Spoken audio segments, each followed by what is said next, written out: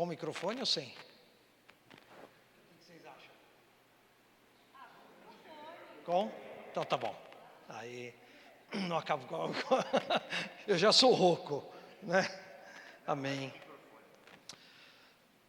Graça e paz, boa noite a todos. Como o apóstolo falou, a gente já se conhece há algumas décadas. É impressionante falar isso, mas é verdade, né? Eu congreguei muitos anos, vocês conhecem o apóstolo Paulo de Tarso, eu congreguei muitos anos lá na Bethlehem, no Ipiranga, muitos e muitos anos lá, fiquei 17 anos lá, e faz agora 3 anos e meio que eu estou em Santo André, na Além do Véu de Santo André, junto com o Daniel está lá, Stefania, as crianças, e eu tenho trabalhado no Ministério Social do final do ano para cá. Tem sido uma bênção, uma área nova que eu nunca tinha me envolvido tão profundamente na igreja, mas que tem me tocado assim em muitas coisas, e Deus tem colocado no nosso coração, no meu, da minha esposa, da equipe que tem trabalhado com a gente e da igreja que tem suportado a gente, que realmente chegou momentos da gente parar de reclamar e fazer, colocar a mão na massa e fazer as coisas, parar de simplesmente ter um plano assistencialista, mas ter um plano de crescimento e de suporte e de apoio às pessoas, e isso a gente tem tentado fazer.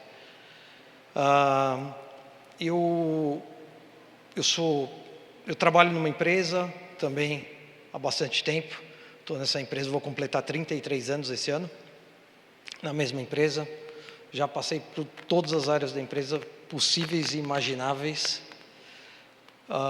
Agora, especificamente, eu estou trabalhando na área de administração mesmo das empresas, é um grupo alemão, a filial aqui no Brasil está em Diadema, fico ali, no meio, perto da Piraporinha, ali naquela região. E nós trabalhamos com máquinas para engarrafamento de bebidas. Ali eu aprendi profissionalmente o que fazer e o que não fazer. E é aí que eu vou começar.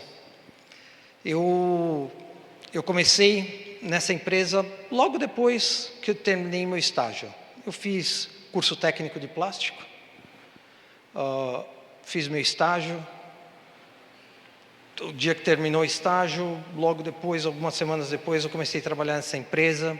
Eu fui convidado para trabalhar num projeto para montar uma máquina para soprar garrafa, para fazer isso daqui. Falei, uau, o sonho de qualquer... porque técnico é semi-engenheiro, né? O sonho de qualquer técnico é chegar e te darem um projeto para você trabalhar, você colocar a mão na massa. E aí eu fui para a empresa e comecei a trabalhar. 2 semanas depois que eu estava trabalhando, o meu chefe, o gerente de engenharia, chegou e falou o seguinte: você sabe que nós somos uma empresa alemã e quem manda aqui são os alemães. A gente cumpre ordem. E o projeto para que você foi contratado, ele não existe mais. A máquina não vai ser mais produzida aqui no Brasil, o projeto não vai ser feito aqui. Então é o seguinte, eu te dou 1 mês para você ficar aqui ainda na empresa e você procura emprego em outra área. Se tiver alguma vaga em outra área, você vai. Se não, você também vai, mas para outro lugar. E aí, eu, curioso como sempre fui, comecei a conversar com muita gente na empresa e perguntar, todo mundo já sabia da situação, não era só eu, tinham outras pessoas também na mesma situação, e caí numa conversa com um gerente de vendas. Eu nunca consegui vender nada, gente, mas nada. Imagina uma pessoa que não sabia vender nada. E aí, conversando, tal, expliquei minha situação, a pessoa falou, ok, acho que ela ficou com dó de mim, falou, tá bom, eu vou te dar uma oportunidade, você vai trabalhar aqui na área de vendas, e fiquei lá por 25 anos na área de vendas. Fiquei 25 anos, fiz carreira em vendas, trabalhei muitos anos ali, me converti sendo vendedor, né? Olha, que isso é uma coisa, né? Converter vendedor. E aí, com o tempo, eu comecei a perceber e me interessar, estando dentro da igreja já, pelo tema de liderança. Isso passou a ser minha paixão, passou a ser a minha vontade de aprender. Eu sempre dediquei muito tempo a isso. E isso, nasceu o primeiro filho disso há 6 semanas, né? Que foi esse livro que eu escrevi. Ele chama O Líder que Cresce, uma jornada a caminho da excelência. É um livro, ele é baseado em parte da minha história profissional, da minha história no ministério. Então, quando eu me converti, não sei aqui quem se converteu já com mais de 25 anos, quando eu me converti, eu estava em casa ainda, na casa dos meus pais, e ninguém lá em casa era convertido. Ninguém é ainda. E adivinham qual foi a primeira preocupação da minha mãe? Vamos ver se alguém adivinha aqui. Bingo! Você vai dar dinheiro para pastor, você vai... aquela história básica. Mas Deus sempre colocou no meu coração que Ele tinha algo para mim, né? E a minha preocupação, eu sempre fui uma pessoa de estudar, sempre gostei de estudar. Não quer dizer que eu sempre fui bom aluno, tá? São coisas distintas. Gostar de estudar é uma coisa, ser bom aluno é outra. Eu digo que hoje, se eu fosse criança hoje, teriam me diagnosticado com TDAH, com alguma coisa, porque eu tenho aquela dificuldade de me concentrar em algo, de ir até o fim. Até hoje eu tenho isso, eu preciso me esforçar para conseguir cumprir minhas metas, para conseguir fazer minhas coisas. Talvez por isso eu comecei a me preocupar inconscientemente de como que eu poderia facilitar a minha vida. E eu entendi que se eu conseguisse ter um perfil que eu ajudasse pessoas, alguém me ajudaria também, algo iria me suportar. E foi quando, bem na época da minha vida, que eu encontrei a Cristo, e isso transformou a minha vida. Esse caminho transformou a minha vida. Eu sempre fui uma pessoa que tentei e lutei para fazer o certo. Isso é o jargão aí de meio mundo. Mas sempre esbarrava na dificuldade de tentar ou ser chamado também para fazer a coisa errada. Mas uma coisa também na minha formação profissional me ajudou muito, que foi a própria empresa que eu trabalho. Ela é uma empresa que, na sua nuance, no detalhe da empresa, eles não permitem, não aceitam que você tenha qualquer atitude antiética no mercado. Isso antiético eu estou falando desde corrupção com órgãos públicos, corrupção com compradores, alteração de documentos, seja o que for. Isso é algo que faz parte do DNA da empresa, e a empresa imprime isso na gente. Quem trabalha ou quem trabalhou aqui em empresa sabe, a empresa imprime em você.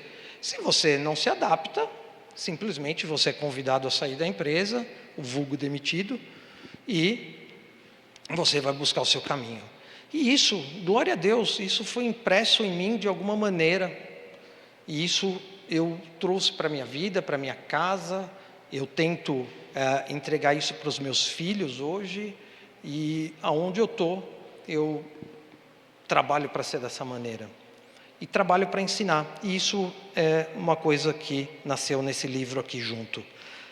Propositalmente, nesse livro, ele tem 2 capítulos falando sobre ética.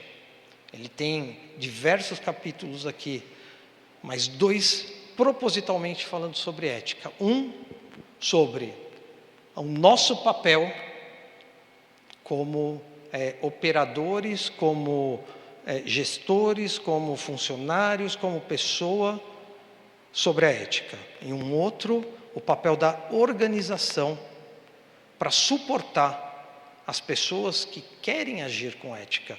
Porque nem sempre uma organização te suporta para você agir com ética.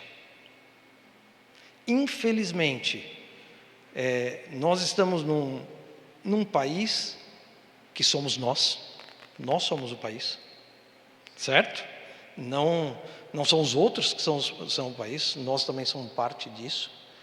Então, nós fomos levados por muito tempo a aceitar certas coisas, a aceitar certos movimentos que denigrem a própria figura da pessoa que está ali fazendo a atitude.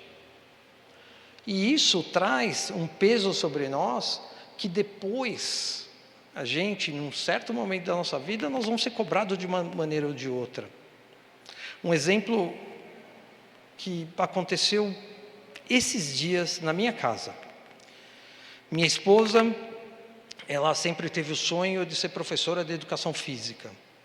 Mas por conta de trabalho, ela estudou administração, foi trabalhar também na área comercial, foi fazer os trabalhos dela.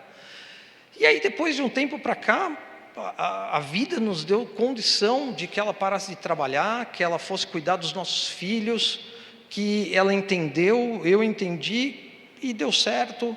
Só que os filhos vão crescendo, né, pastora?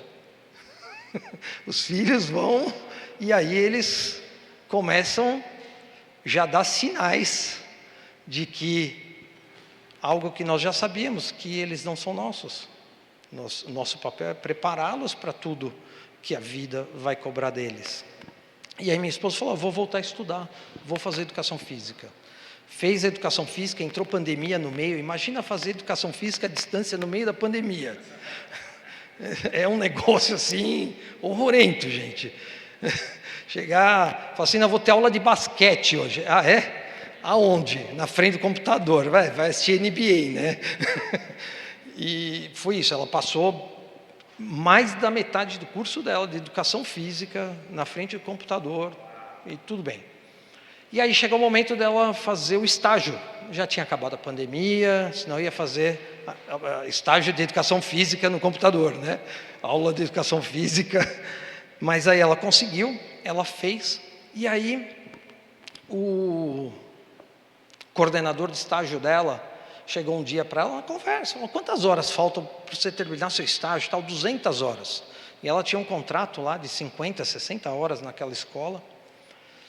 E aí chegou no último dia lá do contrato, tal, a pessoa veio com o papel lá, o relatório de estágio dela, 200 horas preenchidas. Ela falou, uau, terminei meu estágio. Só que ela tinha feito 50 horas. Aí ela veio para casa, uau, passou o primeiro farol, uau, já baixou, subiu a rampa do condomínio, já não tinha mais uau. A hora que eu cheguei em casa, ela falou assim, eu vou ter que jogar 50 horas do meu estágio no lixo. Mas por que, Soraya é o nome dela. Por que, Porque o meu coordenador de estágio, ele me assinou 200 horas de estágio, que era o que faltava para mim. E eu aceitei o papel e saí sorrindo e agradeci ele. Só que tem uma pessoa que anda no meu carro junto comigo, que a hora que eu cheguei no primeiro farol, me lembrou quem ele é e quem eu sou nele. E eu não vou voltar lá pedir para ele trocar esse papel das 200 horas. Eu vou jogar no lixo e vou fazer de novo. Vou procurar outro lugar para fazer. Que não me crie esse ambiente de enganação. Isso para mim foi um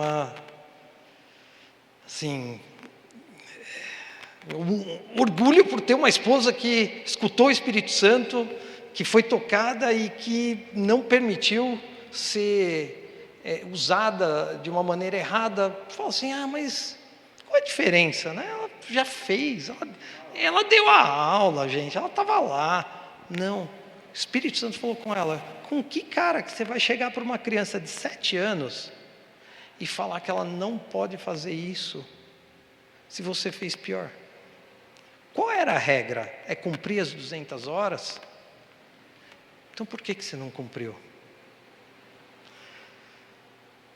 Difícil, né?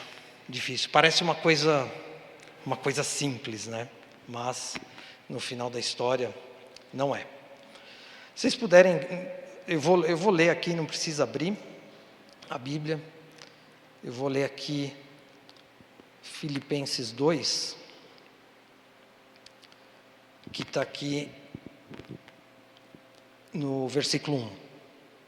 Portanto, se há algum encorajamento em Cristo, se há algum consolo de amor, se há alguma comunhão no Espírito Santo, e se há alguma afeição e compaixão, contemplem a minha alegria, tendo o mesmo modo de pensar, o mesmo amor, um só Espírito e uma só mente.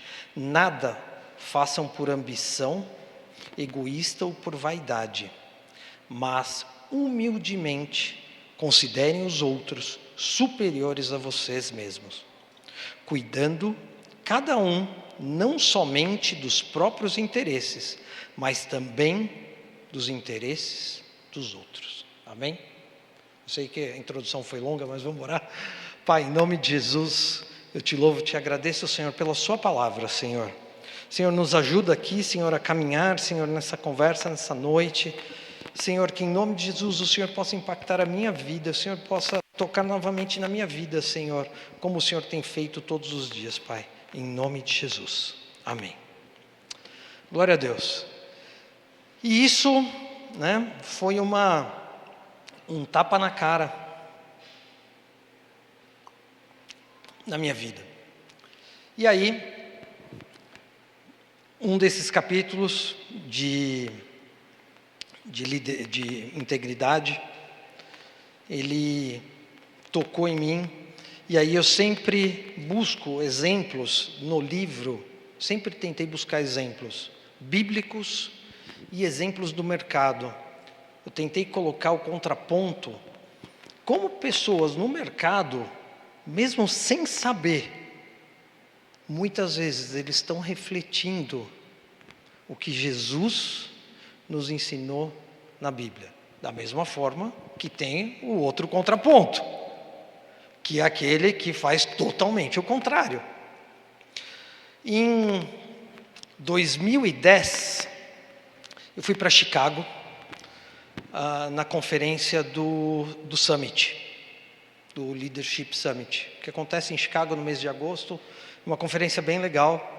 Para quem gosta do tema de liderança e de corporações, vale a pena, se tem oportunidade, vale a pena ir. E o convidado daquela edição do Summit, o convidado principal, era o CEO do Starbucks. O CEO do Starbucks, ele não é cristão, mas ele era o convidado. Eles convidam gente de todas as áreas nesse evento. Com certeza fazem um briefing no cara bem feito antes, né? Que até o Bonovox já foi. Então, eles fazem, e aí chega a pessoa ministra, são 2 dias, maravilhoso. Eu fui o ano passado de novo, e o convidado especial do ano passado foi o presidente da Intel. Mas, voltando lá em 2010, o presidente da Starbucks, ele chegou e ele gravou um vídeo falando que ele não ia no evento. 22 mil pessoas no auditório. 22 mil. É uma igreja gigantesca. E aí, chegou lá, passaram o vídeo. Qual foi o motivo? Comunidade LGBT dos Estados Unidos ficou sabendo que ele ia ministrar na Willow Creek, num congresso cristão de empresários e executivos. Eles Por 2 semanas, fizeram um acordo entre eles, eles não consumiriam no Starbucks. E isso derrubou o resultado do Starbucks de uma forma absurda, porque não só aquela comunidade, mas todos os simpatizantes também deixaram de consumir. E aí o conselho de administração do Starbucks se reuniu, reunião extraordinária, e proibiu ele de ir no Congresso. Proibiu ele de ir no Congresso. Chegando lá, ele mandou um vídeo, se desculpou, sem problema nenhum, assim, entre aspas, né? O pessoal da organização já sabia, já tinha um outro convidado. Assim, se eles não falassem que ele tinha ficado doente, ninguém ia perceber. Mas, aí, uma coisa que me bateu ainda naquela época, era o pastor Bill Hybels, que coordenava a igreja, que cuidava da igreja, e o Craig Groeschel, que era o presidente, e é ainda o presidente do Summit. Eles subiram no palco, na frente de 22 mil pessoas, e oraram. Perdoaram a vida dele por não ter vindo, perdoaram a vida, falaram o nome de cada conselheiro de administração do conselho do Starbucks, perdoaram e oraram para que cada simpatizante ali daquele movimento também fosse perdoado e tivesse sua vida tocada. No ano seguinte, eu não fui, mas eu assisti depois, o presidente do Starbucks estava sentado assistindo, ele foi assistir. Ele não foi convidado, mas ele sentou lá e assistiu. E ele escreveu uma carta e entregou para o Craig Groeschel, pedindo perdão, pedindo desculpa e tudo ali, que foi o maior erro que ele teve naquele ano da vida dele. De não ter ido, não ter afrontado o conselho de administração. Porque, mesmo depois que proibiram ele de não ir, foi o pior ano do Starbucks. Foi o pior ano.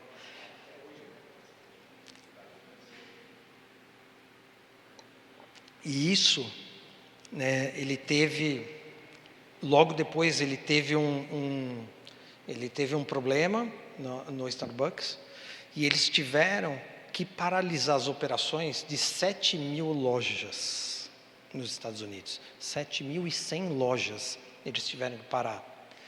E aonde ele foi buscar um mentor? Craig Groeschel. Ele foi buscar, porque ele falou, esse cara, ele sabe lutar em adversidade. E a posição dele é um exemplo para a minha vida, e marcou a minha vida. E ele fez isso. Ele buscou isso, porque ele entendeu. Alô? Ele entendeu que ele precisava mudar e colocar valores na empresa. Ele não tem poder hoje, pelo modelo que a empresa está montada, ele não tem poder de chegar lá e instituir um modelo cristão na empresa. Hoje, infelizmente, nos Estados Unidos, que foi o lugar que talvez que nós conhecemos, as pessoas da minha idade conhecem, que cresceram as empresas com princípios cristãos, hoje não é mais verdade. Hoje as empresas nos Estados Unidos, elas nascem adversa ao cristianismo. Dentro do estatuto das empresas, hoje está escrito que não pode pregar a palavra, não pode falar de Deus. Eu morei nos Estados Unidos, fui estudar, já tinha a Sofia estava com 5 anos de idade, para fazer 6, o André ia completar 1 ano, e eu e minha esposa, eu recebi uma proposta da empresa, para eu ficar 1 ano estudando nos Estados Unidos. Nós fomos para Boston, e eu estudei lá, e minha filha foi para uma escola nos Estados Unidos, foi para uma escola pública, uma escola do Estado, ali 3, 4 quarteirões da nossa casa. E a professora viu, pelo nosso linguajar, qual que era a nossa tendência, e ela nos chamou a mim e a minha esposa, e disse: não permita que a sua filha fale de Cristo aqui na escola. Se a sua filha falar de Cristo na escola, nós temos que tirar ela da sala, e ela tem que esperar acabar a aula para poder ir embora. Ela não pode ficar dentro da sala. 6 anos de idade. Isso é a escola dos Estados Unidos hoje. O berço de que 90% das universidades nasceram em cima ou atrás de um púlpito de uma igreja. Hoje está tudo montado para não poder mais. E nós ainda temos, a condição de trazer um pouco de Cristo para dentro do nosso trabalho. Hoje nós ainda temos. Até quando? Não sei. Nós seguimos tendências, infelizmente.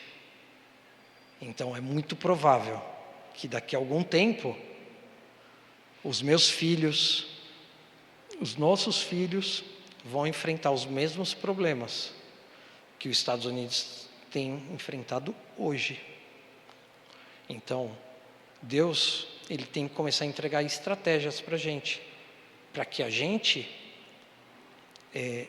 coloque os pilares e os alicerces corretos nas empresas que nós estamos. Não importa se nós somos donos da empresa, se nós somos sócios da empresa, se nós somos empregados da empresa, se nós somos conselheiros da empresa, se nós estamos começando uma empresa, se nós estamos nos aposentando, não importa. A nossa marca dentro das empresas, elas têm que ficar. E esse cara, ele tem entendido de alguma maneira que tem 4 pilares que eu acho que vocês vão entender da onde que ele tirou isso. Ele tem colocado isso na empresa, abertamente, mas com outro linguajar, que é respeito, justiça, solidariedade e bem comum. Esses são os 4 princípios que ele tem lutado hoje na empresa. Respeito, justiça, solidariedade e bem comum. Da onde vem isso? Alguém sabe me dizer? Aonde vocês já viram essas coisas? Aonde vocês já viram esses pilares? Aonde ele foi encontrar esse negócio? Na vida de quem? Jesus. Não tem como. Ele não consegue fazer de outra maneira, E isso mostra para nós como cristãos o quanto é importante, viver os valores, para que não seja uma tarefa que ela vai ficar presa no muro de uma igreja. A gente, quando eu entrei na igreja, eu tinha um medo de que tudo que eu tinha aprendido, tudo que eu tinha estudado, tudo que eu tinha vivido, toda a experiência que eu tinha tido, que a partir daquele momento eu tinha que jogar tudo aquilo fora e começar de novo. Mas Deus me mostrou que não. Deus foi literalmente em sonho. Deus falou para mim: eu te preparei, eu te fiz assim. Eu te fiz desse tamanho, eu te fiz com essa voz, eu te fiz com essa atitude, eu te coloquei nesse lugar, eu que te ensinei isso, eu que te ensinei aquilo. Você passou por aquela experiência porque eu quis que você passasse, porque eu preciso de você assim. De alguma maneira, você vai ser útil no meu reino. E isso eu tenho falado para as pessoas que têm se convertido e dos grupos que eu tenho sido responsável por apoiar. As pessoas chegam muito confusas, ou não chegam, pastora? As pessoas chegam muito confusas na igreja. As pessoas se achegam. Quando eu lancei o livro, as pessoas sabiam na empresa que eu era cristão, que eu era pastor, elas já sabiam. Quando elas leram, algumas leram e falaram assim: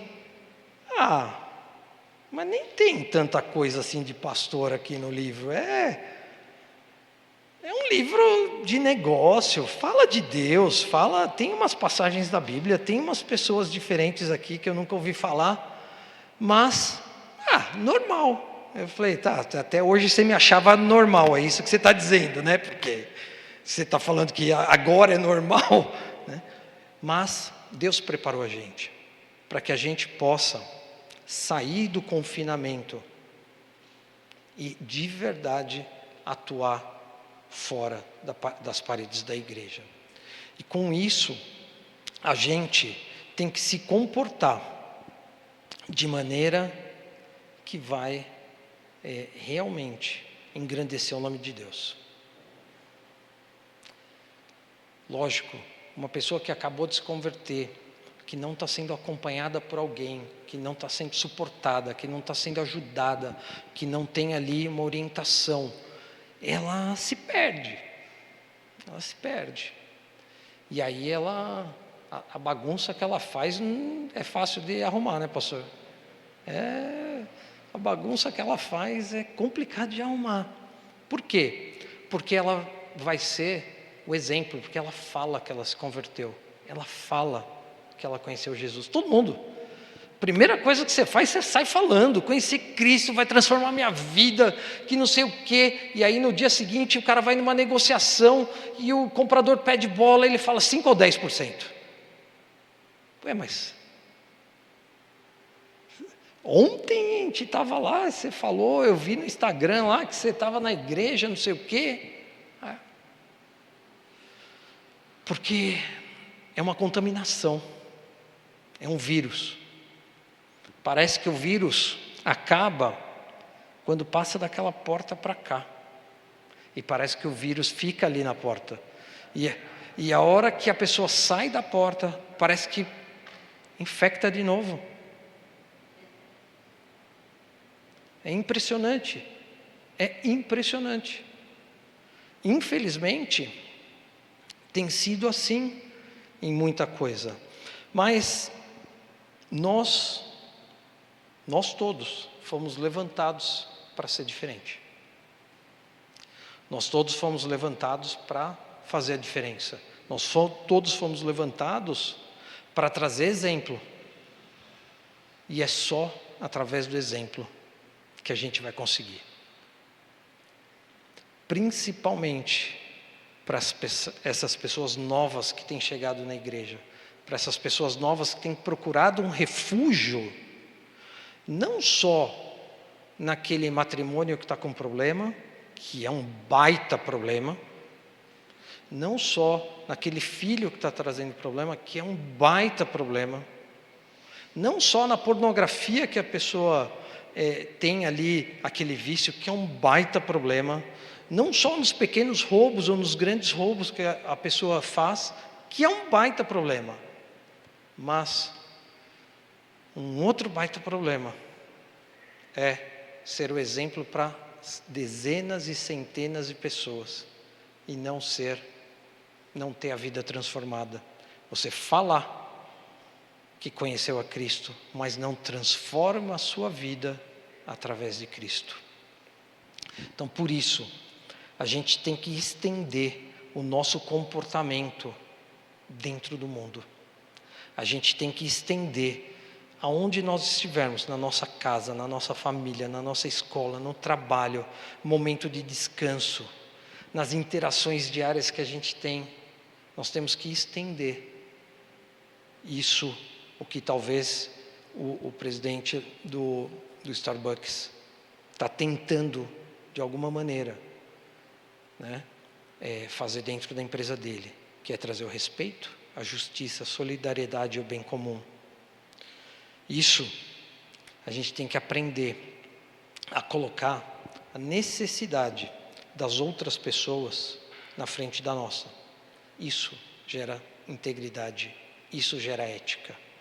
Porque nós falarmos para o outro, você tem que fazer assim.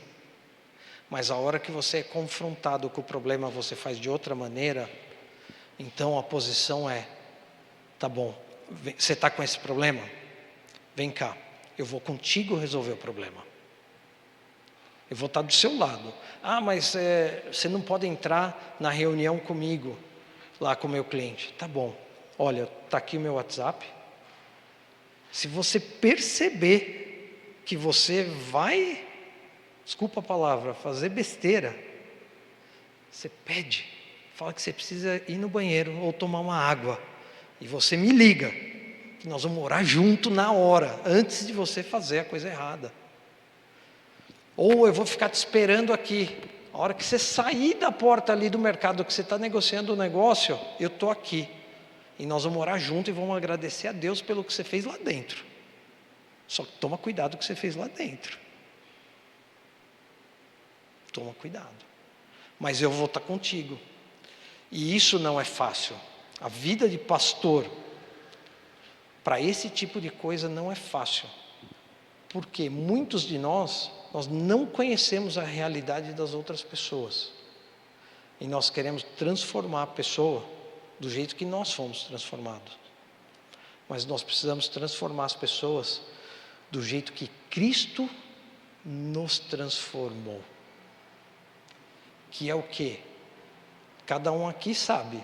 Quem não nasceu, quem nunca se desviou, talvez não tenha tido essa experiência tão profunda. Com certeza tem, mas não tão profunda, de Cristo chegar. E o apóstolo Otávio, ele fez a cirurgia essa semana passada para tirar um cisto que estava encostando em um nervo. É gostoso, o cisto encostando no nervo.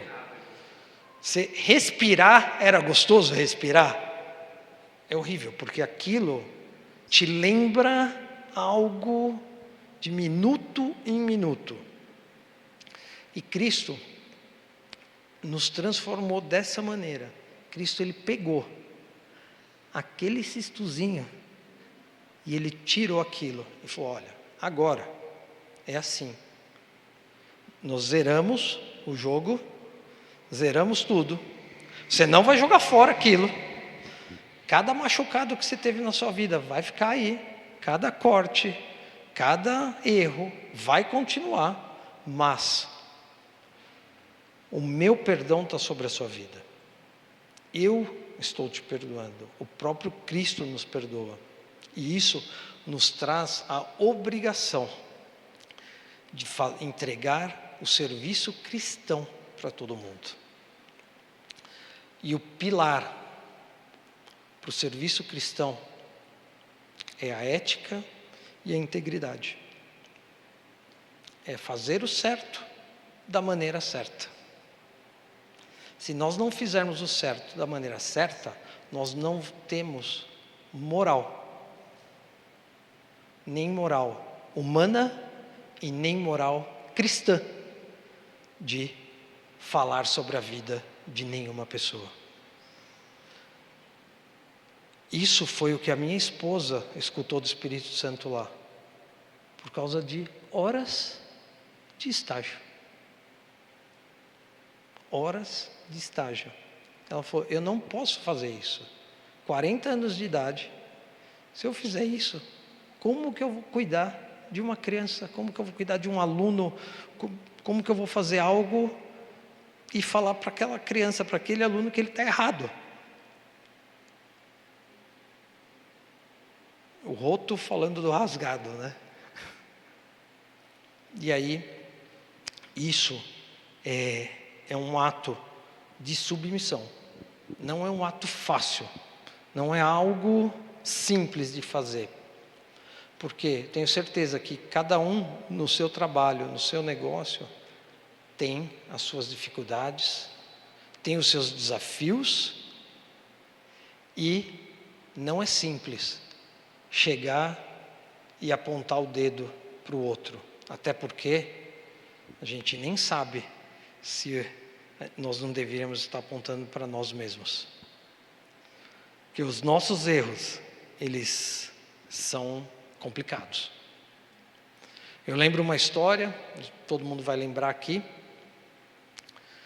Pode parecer um exemplo tão longínquo para a gente, mas o final da história, ele é simples. A história do Nelson Mandela. Ele nasceu em 1918, se eu não me engano. Ele foi preso em 62 e ele foi solto em 1990. Ele foi preso por se rebelar contra todo o sistema do apartheid, de fazer manifestações na rua. Vamos esquecer isso. Mas ele ficou numa cadeia por 27 anos. E ali, aquela cadeia foi de onde as maiores histórias da vida dele se iniciaram. Ali, ele aprendeu dentro da cadeia a perdoar. Por quê? Uma pessoa que sai, depois de 27 anos da cadeia, com um decreto de prisão perpétua, e aí ele consegue sair. 4 anos depois, ele é presidente da República. Ele tinha a faca, o queijo, o pão, a tostadeira. Ele tinha tudo para ele fazer o que ele quisesse com todas aquelas pessoas que colocaram ele na cadeia por 27 anos. Não. O que o camarada fez? Ele foi lá, se humilhou e falou: passa uma linha aqui, esquece isso. Eu volto para o que eu pregava antes, para que a liberdade e a igualdade, tudo o que ele pregava, acontecesse. Ele não quis mandar nenhum inimigo para a cadeia, ele não quis açoitar ninguém, não quis prender ninguém, não quis expulsar ninguém do país, lutou da forma dele. Trazendo isso para a nossa realidade. O que a gente pode fazer no nosso dia a dia, que talvez aos olhos de alguém que está de fora não consegue comparar o nosso dia a dia com o Nelson Mandela, ou com outro empresário, ou talvez com Davi, ou talvez com Daniel. Mas só nós sabemos qual que é o tamanho da nossa realidade. O tamanho da nossa realidade. Somos nós que carregamos. Não é o Mandela que carrega o tamanho da minha realidade. Não é o Daniel da Bíblia que carrega a minha realidade, o tamanho da minha realidade. Como que a gente pode garantir que as nossas ações vão ser consistentes o bastante para definir a minha liderança e a minha influência, traduzindo liderança, a minha influência em outras pessoas? Coisas pequenas que a gente faz. Coisas pequenas. Coisas bobas. Por exemplo, coisas que eu falo, eu faço. Simples. Coisas simples. Quantas empresas, quantas pessoas, elas não preparam coisas e falam coisas e depois agem de outra maneira? Porque faça o que eu falo, mas não faça o que eu faço, né? Isso daí está permeado aí em qualquer empresa que você vai. O diretor, o presidente, CEO da empresa cria a visão da empresa, junto com um conselho, junto com uma empresa lá que pagou uma fortuna de consultoria, tal, e aí vem, cria aquele negócio bonito, faz um quadro de 5x5, um evento, tal, e aí depois você vai ver a vida do cara profissional. Não estou nem falando da vida pessoal dele, a vida profissional dele não cumpre 80% do que está escrito. O que adianta? Então, faz o que eu estou mandando, mas isso não existe mais. Esse tempo, infelizmente, nós já vivemos. Já passou, já perdeu a graça isso. Já não é mais engraçado, já não é mais bonito. Então, o que a gente pode fazer? De que maneira prática a gente pode servir outros, né, colocando a necessidade daquelas pessoas antes da nossa? da gente doar tempo.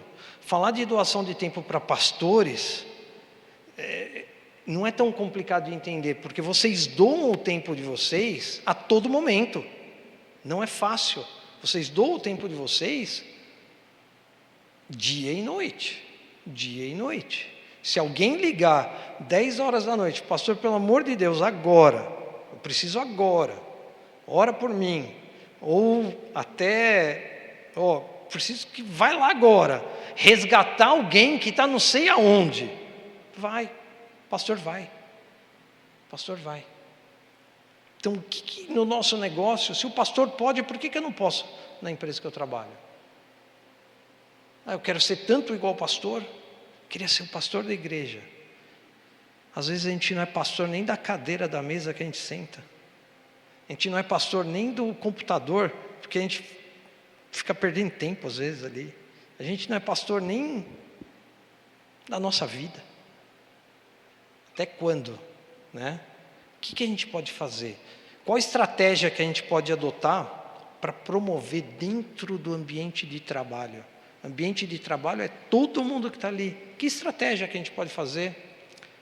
Vamos comunicar o que é integridade, vamos falar o que a gente acha que é ética, vamos escutar o que os outros acham que é, vamos discutir, vamos ensinar, vamos falar de ética, vamos falar de integridade, vamos falar o que isso traz de vantagem para as empresas. Ou vocês acham que as empresas querem ser éticas só porque é legal? Não. Hoje as empresas querem ser éticas porque aumenta o valor das ações na bolsa. Porque eles perceberam que dá dinheiro ser ético. Dá dinheiro. Hoje no Brasil ainda tem fiscal corrupto? Tem. Mas quem já passou por isso sabe, uma vez que você pagou o fiscal, vira mensalidade. Até o momento que você tem que tomar uma decisão, sabendo que aquilo pode quebrar você e a sua empresa. Porque o poder você transferiu da sua mão para a mão de alguém para te controlar. Mas as empresas hoje, elas sabem que não adianta mais só colocar no papel, lá na missão dela, nos valores, que ela é uma empresa ética. Porque se ela não agir eticamente, o valor da empresa faz isso daqui. A hora que o valor da empresa faz isso daqui, sabe o que acontece com o bolso do executivo? O bônus dele faz isso daqui. Então, agir eticamente, ela faz sentido para as empresas. É fácil? Não é. Dá para fazer toda hora? Dá.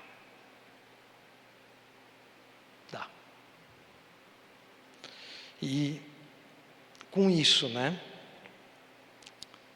Esse legado das ações é o que a gente tem que deixar.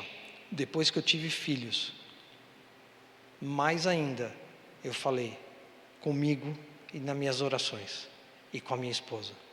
Se eu não deixar para o meu filho e para minha filha um legado de ética e de integridade que vai ressoar através da minha vida, vai atingir eles e eles vão atingir outras pessoas, não tem sentido nenhum. Porque se eu esgarçar o tecido, não vai estar legal. O meu papel é eu ensinar meus filhos que tem que estar tudo fechadinho. E isso fortaleceu mais ainda essa vontade e essa ânsia de fazer as coisas certas e moldar as coisas certas através de integridade e ética e de forma prática. Um exercício prático para nós é comunicar dentro de onde nós estamos e perguntar: o que você acha que é integridade? O que você acha que é ética? Escute, discute, coloque a sua posição e diga: sim, se eu sou essa pessoa, se eu posso mudar esse lugar, então eu vou fazer. Eu dei aula uma época e foram poucos 2 anos, mas eu chegava na sala tal, e aí sempre tem aluno que chega atrasado, gente. Se tem uma coisa que gosta de chegar atrasado é aluno, né? Aluno, o pastor vai falar, a pastora também, que também é membro de igreja também, mas aluno ama chegar atrasado. E aí você pergunta, né? Você chegou atrasado? Não, eu não, foi o ônibus. Foi o ônibus. Ah, não, foi o alarme. Ah, foi qualquer coisa, menos o aluno, menos o aluno. Então, isso a gente precisa lutar, para que as pessoas passem a tomar responsabilidade, porque o dia e o nosso país, ele está mudando, ele está em processo, mas por dores, por erros, às vezes por acertos, mas ele está mudando. E o profissional do futuro, que é o profissional de hoje, o profissional do futuro é o de hoje. Se ele não agir com ética, ele vai sofrer. Ele vai sofrer. Agora vai começar a discussão ética na inteligência artificial. Esse vai ser o tom dos próximos 3 anos. Ética da inteligência artificial. Só que os técnicos especialistas, às vezes, eles se esquecem que, na verdade, a ética é quem opera a inteligência artificial. E quem opera somos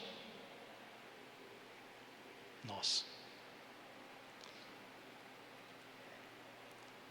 Amém?